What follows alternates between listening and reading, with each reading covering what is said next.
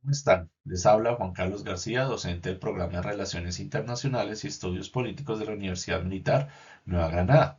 La ponencia que les voy a presentar se titula Resurgimiento del fascismo en Europa.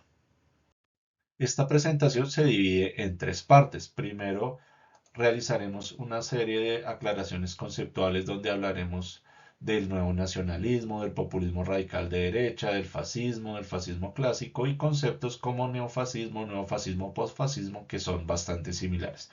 Luego hablaremos de esos factores generales que han permitido el crecimiento de la extrema derecha en Europa, donde se destacan las crisis económicas, la migración, el terrorismo, los euroscépticos y las críticas a la Unión Europea y veremos algunos resultados electorales recientes para cerrar con unas conclusiones.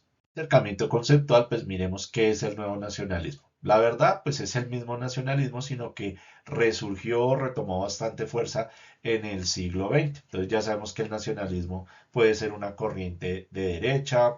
Ese nuevo nacionalismo de que se distingue en teoría del antiguo, pues que manejan un discurso lleno de racismo, xenofobia, de mentiras, de desinformación y crean enemigos, ya sea internos o externos, que pueden ser los migrantes, los refugiados, etcétera. Entonces se dice que el gran riesgo de este nuevo nacionalismo es que participa a través de diversos partidos o movimientos en el sistema democrático y cuando llega al poder puede terminar en gobiernos autoritarios, convirtiéndose en una amenaza para el sistema liberal que todos conocemos.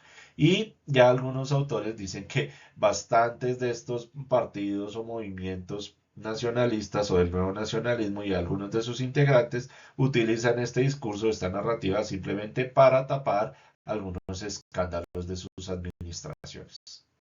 ¿Qué es el nuevo nacionalismo? Pues hablemos puntualmente del populismo radical de derecha. Entonces se dice que el populismo radical de derecha son esas formaciones de extrema derecha que manejan ese discurso del nuevo nacionalismo y hablan de una élite corrupta que por lo general son esos partidos tradicionales. Entonces dicen que ellos están a favor del pueblo y de lo que ellos llaman esa nación verdadera. ¿Qué es esa nación verdadera? Pues ellos utilizan el concepto de nativismo donde dicen que los que nacen en determinada tierra, pues son los nativos, de ese, los ciudadanos de ese estado. Entonces, por eso utilizan discursos ultranacionalistas y xenófobos. Entonces, pues ellos dicen que los estados deben ser monoculturales, es decir, solo de los nativos de esa región o zona, es decir, los de la misma lengua, tradición, cultura y demás. No les gusta la globalización porque genera inequidad, desigualdad, pobreza, y no les gustan las instituciones europeas porque creen que van contra la soberanía nacional y contra los intereses nacionales. Entonces se ve una fusión de esa nueva derecha, perdón, ese nuevo nacionalismo con este populismo radical de derecha.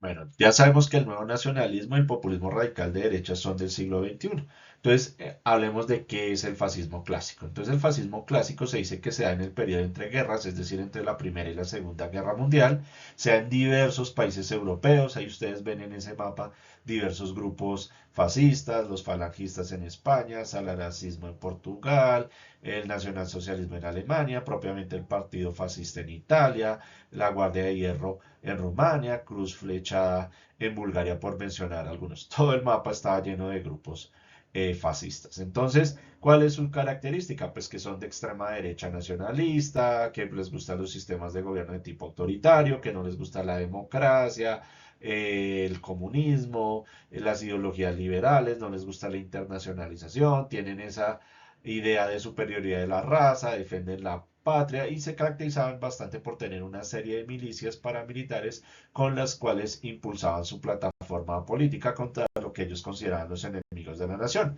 que en ese momento quienes eran los judíos, los anarquistas, los socialistas, los comunistas y demás. El fascismo clásico, pues hay cuatro formas de abordarlo o cuatro corrientes. Una primera que se llama la marxista, que ve el fascismo como una ideología que busca detener todas esas revoluciones de izquierda que vimos a inicios del siglo XX. Entonces es como una reacción.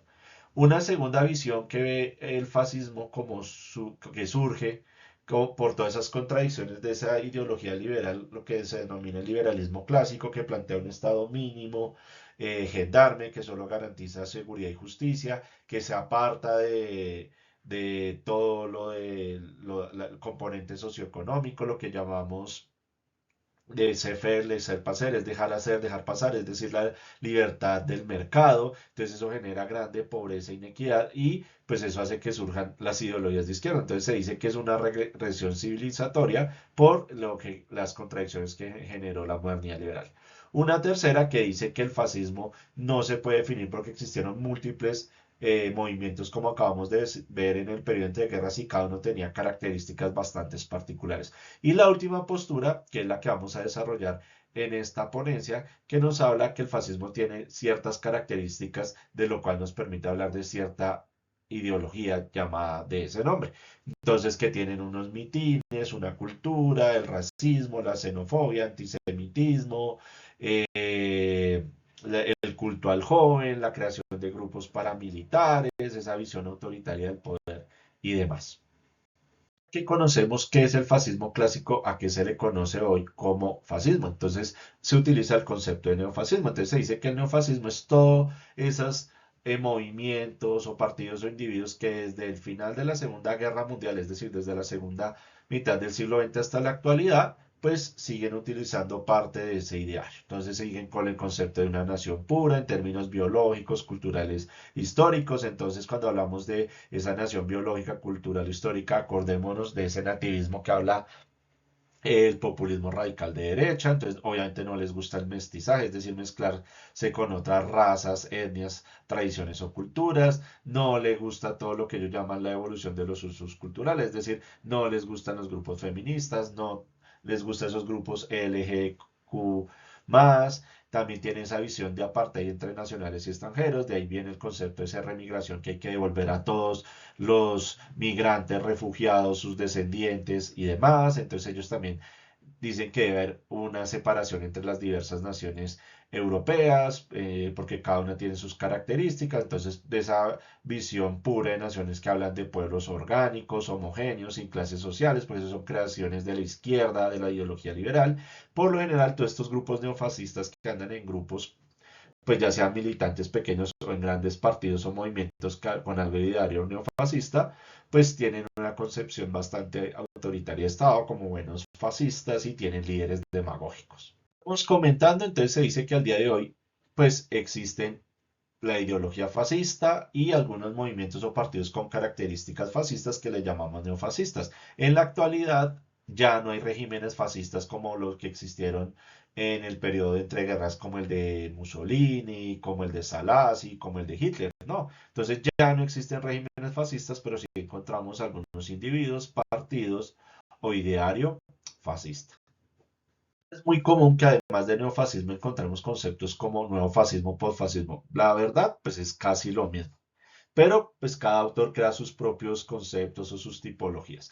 Pero ¿cuáles son esas dos grandes diferencias entre el fascismo clásico y lo que llamamos neofascismo? Por un lado, el uso de la violencia por parte de grupos paramilitares y que ya no tienen posturas tan contrarias a la democracia liberal. Como pudimos ver a través del populismo radical de derecha, muchos movimientos o partidos han llegado al poder o han entrado a sistemas de congreso parlamentarios como vemos acá en la imagen de la derecha. Entonces, otros autores nos hablan que hay una derecha nacional populista y no existe un fenómeno fascista o neofascista en la actualidad. Esa es la postura de algunos autores que yo no comparto. Yo soy más de los que creen que hay una extrema derecha que tienen elementos fascistas, es decir, neofascistas, y una derecha radical populista, pero tiene algunos elementos comunes con ideas fascistas. De ahí que a veces ese límite entre esos dos grupos como que a veces se vuelve bastante disperso. Entiendo qué es esto del nuevo nacionalismo que lo retoma el populismo radical de derecha, qué es el fascismo clásico, qué es el neofascismo que puede enmarcar en sus características ese populismo radical de derecha y otros grupos de extrema derecha. Pues miremos qué han permitido el ascenso de todos esos partidos o movimientos del que vemos aquí algunos logos. Entonces tenemos la crisis económica, tenemos el tema de la migración, el terrorismo islámico y toda esa visión euroescéptica de críticas a la Unión Europea con sus ideas de defender la soberanía y la identidad nacional. Entonces vamos a mirar esos cuatro elementos. Respecto al elemento económico, pues vemos claramente que cualquier crisis económica genera crisis tanto en el ámbito social como político. Y eso ayuda o alimenta esa narrativa o esos discursos de la extrema derecha. ¿Por qué? Pues porque cuando hay crisis siempre hay que buscar culpables, entonces los culpables ¿quiénes son? Las instituciones europeas, los migrantes, los refugiados, etcétera, etcétera, etcétera, la globalización. Entonces, tenemos la del 2008, la que surge en Estados Unidos con la crisis inmobiliaria, que irradia a Europa, que genera un gran problema de deuda europea, y una tercera gran crisis es la que genera la pandemia del COVID-19. También en esta gráfica pues vemos los niveles de desempleo, el promedio de la Unión Europea. También acá vemos unos elementos o hechos históricos, hitos en eso que llamaban la década negra de la Unión Europea en condiciones socioeconómicas. Entonces vemos también cómo la Unión Europea en algunos momentos rescató a Chipre, España, Irlanda, Grecia y demás. Entonces siempre las crisis pues alimentan o facilitan el discurso de la extrema derecha. La migración, entonces hay una realidad que hubo una gran oleada entre el 2015 y el 2016 por los conflictos sociopolíticos y económicos en África, en Medio Oriente, entonces millones de personas llegaron a través del Mediterráneo, a España, Italia, Grecia principalmente y luego ahí a otros países de Europa. Entonces, ¿cuál es el problema de la migración? Pues que ya vimos el contenido del nativismo, de la cultura, entonces siempre ven al migrante como ajeno a su identidad cultural, que son delincuentes, que por mantenerlos entonces se gastan sus impuestos, que les quitan el trabajo y demás. Entonces sí hubo una gran crisis migratoria, pues sobre todo en ese 2015-2016, que se elevó en cifras pues bastante altas, pero pues ya vemos lo que genera en algunos ciudadanos de Europa. Por ejemplo, estas cifras, estas estadísticas que nos muestran cómo los nativos de algunos países europeos se sienten extraños en sus propios países.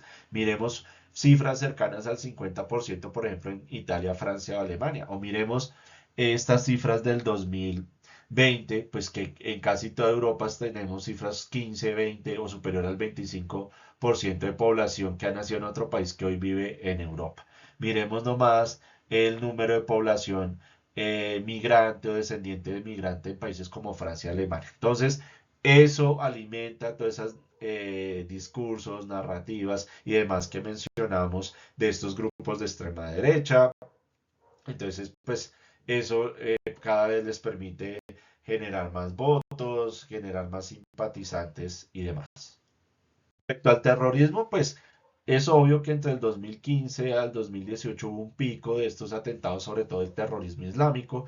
Entonces, ¿esto qué genera? Pues islamofobia y es unido a xenofobia y racismo. Entonces, eso fortalece o robustece estas ideas de la extrema derecha contra la población migrante, esto de remigración, que dicen que sobre todo los descendientes o personas de religión musulmana no se adaptan o no se integran a la cultura cristiana, a su visión laica secular, entonces que hay que devolverlos y que son generadores de violencia, de sabotaje, que vandalicen el sistema público de transporte, grafitis, en fin. Entonces esa idea del terrorismo y de que no se integran a la cultura occidental europea, pues de nuevo alimenta todos estos discursos, les facilita el trabajo a estos políticos o movimientos con rasgos neofascistas,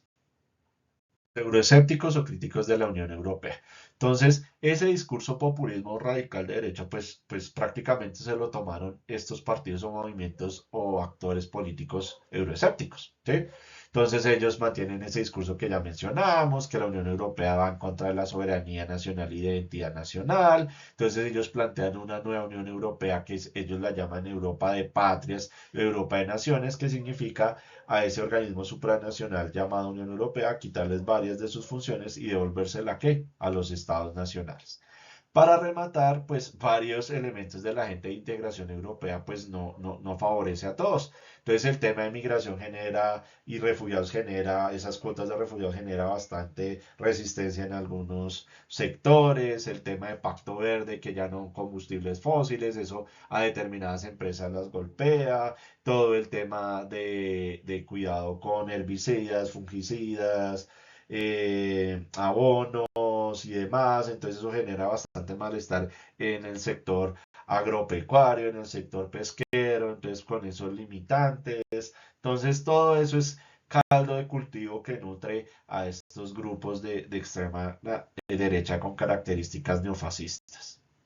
Y pues acá simplemente vemos que esos grupos de extrema derecha, esos movimientos políticos, pues los más visibles, ¿no? Porque también hay grupos bastante pequeños que sí acuden a la vez, pero son grupos muy pequeños. Pero ya los grandes movimientos o partidos fascistas, pues vemos que han tenido un crecimiento o se han mantenido estable. Acá tenemos cifras del 2012, 14, 15, 16. Acá vemos cifras más o menos del año 2019, entonces tenemos el famoso Frente Nacional en Francia, tenemos el Partido Liberal de Australia, pues en Italia pues ya la Liga del Norte no es el más fuerte, ya hablaremos de cuál es el fuerte ahora, FD pues que sigue creciendo, en Hungría Movimiento por una Hungría mejor, bueno, entonces ahí vamos viendo cómo van creciendo las cifras. La imagen nos muestra elecciones del 2022, del 2023, del 2024. Entonces, de nuevo vemos el Partido por la Libertad de Austria, vemos la famosa Liga del Norte, pero ahora Fratelli d'Italia, ahí surgió. De nuevo Fidesz, ese movimiento de Hungría. Bueno, entonces, vemos cómo esos partidos ahí se siguen manteniendo. ¿Ok? Entonces, lo que se llamaba antes Frente Nacional, ahora Agrupación Nacional, Bélgica, Países Bajos, en fin. Para cerrar, pues las últimas elecciones al Parlamento Europeo, pues se mantienen los partidos que denominan de centro, pero vemos que los de derecha y extrema derecha, pues han tenido un crecimiento que en este momento, pues no rompen ese centro, pero sí es preocupante su ascenso, sobre todo en países como Alemania, Bélgica, Países Bajos, eh, entre otros. Entonces sí vemos en estas elecciones los movimientos y partidos de extrema derecha que han tenido crecimiento, sobre todo en algunos países. Entonces eso es una reflexión hacia dónde puede ir Europa en las décadas que están por venir. Ya para cerrar, pues miremos unas conclusiones de esta breve, esto es como una entrada a un fenómeno tan amplio, tan complejo.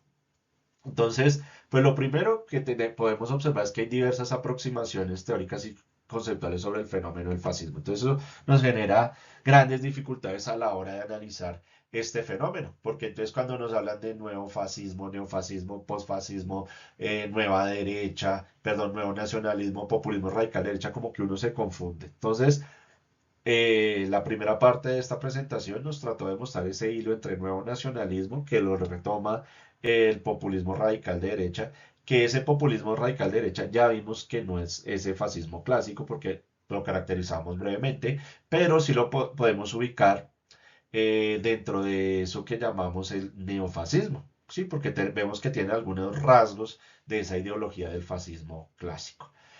¿Qué podemos decir? Porque decimos que está creciendo y seguirá creciendo. Pues primero, pues vemos que la economía europea sigue o no entra en recesión, pero como las que ya vimos, pero se mantiene como estancada y hay inestabilidad. Entonces, siempre que hay crisis económicas, como vimos, pues eso trasciende a los elementos de carácter social y político. Tenemos una migración que no va a finalizar.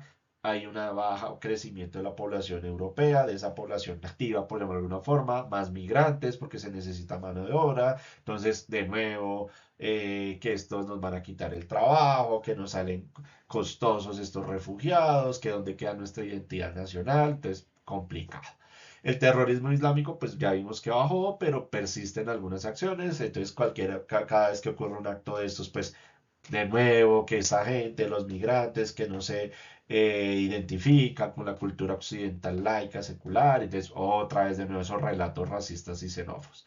Y pues vemos que determinadas normas de la Unión Europea pues generan recelo. Eso que hablamos de esos temas ambientales, de esos temas en la agricultura. Entonces, si uno ve estos cuatro elementos, pues va a seguir alimentando el discurso de radical de derecha y de grupos o movimientos o individuos neofascistas. ¿Ok? Entonces, Obviamente estos son unos cuatro elementos bastante generales, pero si uno estudia país a país, pues vamos a ver que hay unos factores individuales que no se repiten, pero estos son como los cuatro generales. Bueno, muchas gracias y espero que haya sido de su agrado esta ponencia.